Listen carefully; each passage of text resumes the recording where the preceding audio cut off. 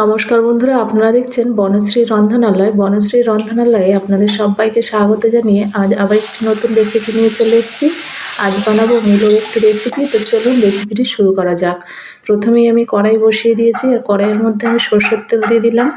তেলটা ভালো করে গরম হয়ে গেছে। এখন এর মধ্যে দুটো কাঁচা লঙ্কা চেরা দিয়ে দিলাম, আর দিয়ে দেবো একটু কালো জিরে, হাফ চামচ কালো জিরে দেওয়ার পর এখন আমি যে মূলোগুলো ঝিরিঝিরি করে কেটে রেখেছিলাম সেগুলো সব দিয়ে দিচ্ছি। আমি এখানে 3টে মূলো ঝিরিঝিরি করে কেটে রেখেছিলাম খোসা ছাড়িয়ে, সেগুলো দেওয়ার পর একটু নাড়াচাড়া করে নিচ্ছি। এখন দিয়ে দেবো হাফ চামচ হলুদ গুঁড়ো, স্বাদ অনুযায়ী লবণ দিয়ে আবার একটু নাড়াচাড়া করে নেব। এইভাবে একবার মূলো রেসিপিটি বাড়িতে বানিয়ে খেয়ে দেখবেন, আশা করছি ভালো লাগবে। তো এখন একটুখানি ঢাকা দিয়ে রেখে দেব। কিছুক্ষণ পর আবার ঢাকা খুলে অল্প পরিমাণ জল দিয়ে দেবো, যাতে মূলোটা ভালোভাবে সিদ্ধ হয়ে যায়।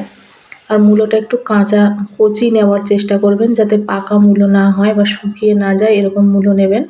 কচি মূলো হলে রেসিপিটা একটু ভালো হয়। তো এখন আমি আবার একটু নাড়াচাড়া করে দিচ্ছি। ঢাকা খুলে কিছুক্ষণ জল দেওয়ার পর কিছুক্ষণ ঢেকে রেখেছিলাম। এখন আমি একটুখানি নারকেল কোড়ানো আর তার সঙ্গে অল্প একটু চিনি একসঙ্গে মিশিয়ে রেখেছিলাম, সেটা দিয়ে দিলাম। দিয়ে আবার একটু নাড়াচাড়া করে দিলাম। দেওয়ার পর আবার একটু ঢাকা দিয়ে রেখে দেবো, যাতে মূলোটা ভালোভাবে সিদ্ধ হয়ে যায়। আর মূলোটা অনেকটাই কমে গেছে, দেখতেই পাচ্ছেন মূলোটা অনেকটা সিদ্ধ হয়ে গেছে আর নরম হয়ে এসছে। আবার একটু ঢাকা খুলে নাড়াচাড়া করে দিচ্ছি। চ্যানেলে যদি কোনো বন্ধু নতুন হয়ে থাকেন তো চ্যানেলটা একবার সাবস্ক্রাইব করে রাখবেন, আর পাশে থাকা বেল আইকনটিও প্রেস করে দেবেন, যাতে আমার চ্যানেলের এরকম নতুন নতুন রান্নার নোটিফিকেশান সবার আগে আপনাদের কাছে পৌঁছে যায়।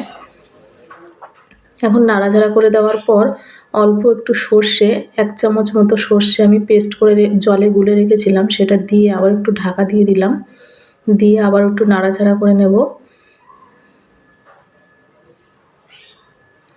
এখন আমার রেসিপিটি রেডি হয়ে গেছে। ওপর থেকে একটু কাঁচা সর্ষের তেল ছড়িয়ে দিলাম, দিয়ে ঢেকে গ্যাসের ফ্লেম অফ করে দিলাম।